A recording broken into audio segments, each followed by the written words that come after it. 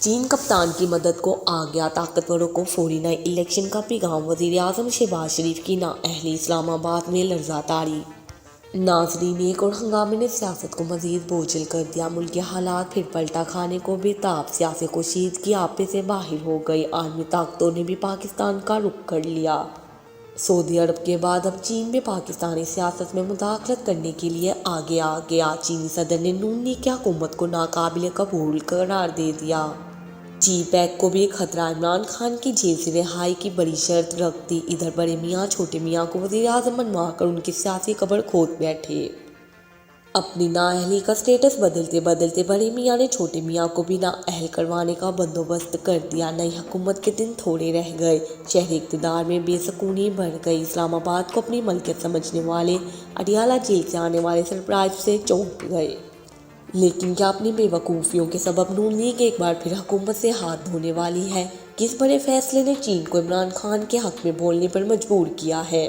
کیا وزیر اعظم شہباز شریف بڑے بھیا کی طرح سیاست سے نااہل ہو کر لندن میں قیام کرنے والے ہیں؟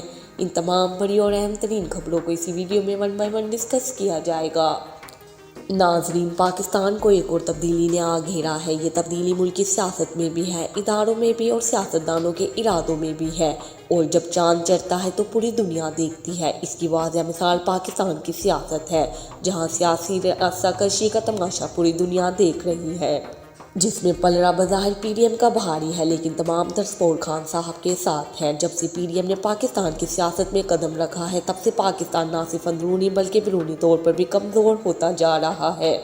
خان صاحب کو اقتدار سے ہٹانا نہ اتحادی جماعتوں کو راس آ رہا ہے، نہ ہی طاقتوروں کو۔ اور سونے پر سہاگا یہ ہے کہ اب عالمی برادری بھی اس اتحاد کے وجود پر انگلیاں اٹھانے لگی ہے۔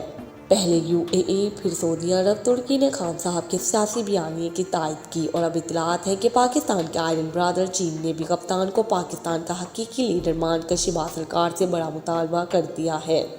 اور وہ مطالبہ کیا ہے، اپنے دوستوں کو اسی ویڈیو میں بتائیں گے کہ اور یہ سوال بھی ناظرین کے روبرو پیش کریں گے کہ چین کو پاکستان کے سیاسی معاملات میں کیوں بولنا پڑا؟ چینی صدر نے شہباز شریف کے نام کیا پیغام بھیجا ہے؟ کیا لیگی رہنما بھی خان صاحب کے بیانیے کو تسلیم کرنے لگے ہیں؟ بڑی خبروں نے تہلکہ مچا دیا۔ ویڈیو کی تفصیل میں جانے سے قبل گزارش ہے کہ چینل کو سبسکرائب کر لیں تاکہ ہر آنے والی نئی ویڈیو کا نوٹیفیکیشن آپ تک پہنچتا رہے۔ ناظرین، سابق وزیر اعظم نواز شریف کا نااہل ہونا پاکستان کو اس وقت راس آیا تھا جب عمران خان برسر اقتدار آئے، اور پاکستان کا برا وقت اس وقت شروع ہوا جب انہیں سازش کے تحت اقتدار سے ہٹایا گیا۔ اور اس بات کا ادراک اب عالمی برادری کو بھی ہو گیا ہے۔ ہم اپنی اس ویڈیو میں اس مدعے پر بھی بات کریں گے، لیکن یہاں کچھ خبریں بھی ڈسکس کریں گے کہ پاکستان کے سیاسی امور اندرونی معاملہ ہے، سیاسی مسائل پر تبصرہ نہیں کرتے۔ مینڈیٹ معاشی مسائل تک محدود ہے، ایسے معاملے میں یہ عالمی ادارہ مداخلت نہیں کرتا۔ پاکستان میں آئی ایم ایف کے نمائندہ ایسٹر پیئرس نے عمران خان کے خط پر اپنے رد عمل میں کہا کہ آئی ایم ایف ایک بین الاقوامی ادارہ ہے جس کا مینڈیٹ معاشی مسائل تک محدود ہے، لہذا آئی ایم ایف مقامی اور سیاسی مسائل پر تبصرہ نہیں کرتا۔ پاکستان کے معاشی مسائل کا درینہ حل چاہتے ہیں۔ پاکستان میں پالیسیز پر عمل درآمد آئی ایم ایف کا اصل مقصد ہے۔ ملک میں معاشی استحکام، ترقی، انتخابات، تنازع کے حل سے ممکن ہے۔ آئی ایم ایف چاہتا ہے کہ ترقی کا ثمر ہر پاکستانی شہری تک پہنچے، پاکستان میں ٹیکس کے ذریعے آمدن بڑھائی جائے۔ آئی ایم ایف کی نمائندہ ایسٹر پیئرس نے کہا کہ آئی ایم ایف کو پی ٹی آئی کی جانب سے 28 فروری کو خط ملا۔ یہ خط پاکستان کے قرض پروگرام سے متعلق ہے۔ ایسٹر پیئرس نے کہا کہ پاکستان کے ساتھ ہمارا انگیجمنٹ کا مقصد مالی استحکام ہے۔ ہمارا مقصد شہریوں کے فائدے کے لیے پائیدار اور جامع ترقی ہے۔ ہمارا مقصد مضبوط پالیسیوں کے نفاذ کی حمایت کرنا ہے۔ ترجمان آئی ایم ایف نے کہا کہ ادارہ اقتصادی صورتحال کے پیش نظر انتخابی تنازع کے حل کی حوصلہ افزائی کرتا ہے۔ اعلامیہ میں مزید کہا گیا کہ ادارہ پاکستان کے ساتھ فنانشل استحکام کی ضمانت حاصل کرنے کی حوصلہ افزائی کرتا ہے، درینہ معاشی مسائل و واجبات کے دائیوں پر زور دیتے ہیں۔ خیال رہے کہ پاکستان تحریک انصاف کے بانی عمران خان کی جانب سے بین الاقوامی مالیاتی فنڈ کو 28 فروری کو ایک خط لکھا گیا تھا، جس کی تصدیق انہوں نے خود بھی کی تھی۔ خط میں کہا گیا تھا کہ پاکستان کو مزید کوئی بھی بیل آؤٹ پیکیج دینے سے پہلے ملک کے سیاسی استحکام کو مد نظر رکھیں۔ اس حوالے سے پی ٹی آئی رہنما برسٹر گوہر کا کہنا تھا کہ ہم نہیں چاہتے کہ آئی ایم ایف کا پیسہ شاخ ریچھیوں پر خرچ ہو۔ انہوں نے کہا تھا کہ بانی P T I Imran Khan کی جانب سے IMF کو خطرسال کر دیا گیا ہے۔ ہم نہیں چاہتے IMF کے پروگرام میں رکاوٹ بنے۔ ہم IMF کو بہت سی یاد دہانیاں کروائی ہیں۔ ہم پاکستان کی ترقی چاہتے ہیں۔ عوام نے بانی پی ٹی آئی کو انتخابات میں مینڈیٹ دیا۔ ہم بانی پی ٹی آئی کے ویژن کے مطابق ملک کی ترقی چاہتے ہیں۔ ناظرین، قومی اسمبلی کے اجلاس میں مخصوص نشستوں پر منتخب ہونے والے اراکین نے حلف اٹھا کر ممبرز آف رول پر دستخط کر دیے۔ اجلاس کے دوران اپوزیشن اراکین نے اپنی نشستوں پر کھڑے ہو کر احتجاج کیا۔ قومی اسمبلی کا اجلاس اسپیکر سردار یاس صادق کی زیر صدارت شروع ہوا، جس میں تلاوت، حمد و ثنا اور نعت خوانی کے بعد سنی اتحاد کونسل کے رکن شاہد خٹک نے کورم کی نشاندہی کی، جس پر اسپیکر قومی اسمبلی یاس صادق نے ممبران اسمبلی گنتی کی ہدایت کی۔ بعد ازاں مخصوص نشستوں پر منتخب ہونے والے اراکین نے حلف اٹھایا، جن سے اسپیکر قومی اسمبلی نے حلف لیا۔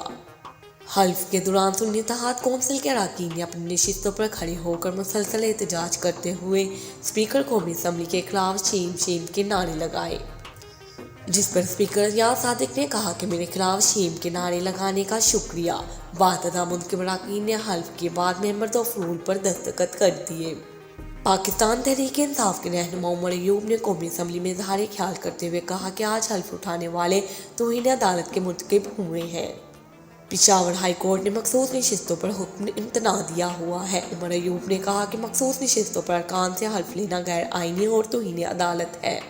ہم فارم 45 کے تحت زبردستی جتوانے والوں کی مذمت کرتے ہیں اور یہ اس وقت تک جاری رکھیں گے جب تک ہماری 180 ممبرز اسمبلی میں نہیں آتے۔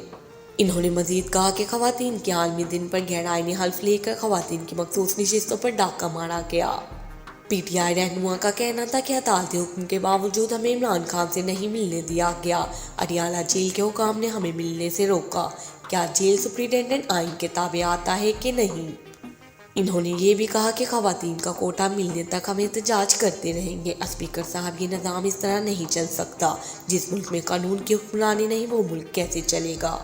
جس پر اسپیکر یاس صادق نے کہا کہ میرے خلاف شیم کے نعرے لگانے کا شکریہ۔ بعد ازاں منتخب اراکین نے حلف کے بعد ممبرز آف رول پر دستخط کر دیے۔ پاکستان تحریک انصاف کے رہنما عمر ایوب نے قومی اسمبلی میں اظہار خیال کرتے ہوئے کہا کہ آج حلف اٹھانے والے توہین عدالت کے مرتکب ہوئے ہیں۔ پشاور ہائی کورٹ نے مخصوص نشستوں پر حکم امتناع دیا ہوا ہے۔ عمر ایوب نے کہا کہ مخصوص نشستوں پر ارکان سے حلف لینا غیر آئینی اور توہین عدالت ہے۔ ہم فارم 45 کے تحت زبردستی جتوانے والوں کی مذمت کرتے ہیں اور یہ اس وقت تک جاری رکھیں گے جب تک ہماری 180 ممبرز اسمبلی میں نہیں آتے۔ انہوں نے مزید کہا کہ خواتین کے عالمی دن پر غیر آئینی حلف لے کر خواتین کی مخصوص نشستوں پر ڈاکہ مارا گیا۔ پی ٹی آئی رہنما کا کہنا تھا کہ عدالتی حکم کے باوجود ہمیں عمران خان سے نہیں ملنے دیا گیا۔ اڈیالہ جیل کے حکام نے ہمیں ملنے سے روکا۔ کیا جیل سپرنٹینڈنٹ آئین کے تابع آتا ہے کہ نہیں؟ انہوں نے یہ بھی کہا کہ خواتین کا کوٹا ملنے تک ہم احتجاج کرتے رہیں گے۔ اسپیکر صاحب، یہ نظام اس طرح نہیں چل سکتا۔ جس ملک میں قانون کی حکمرانی نہیں، وہ ملک کیسے چلے گا؟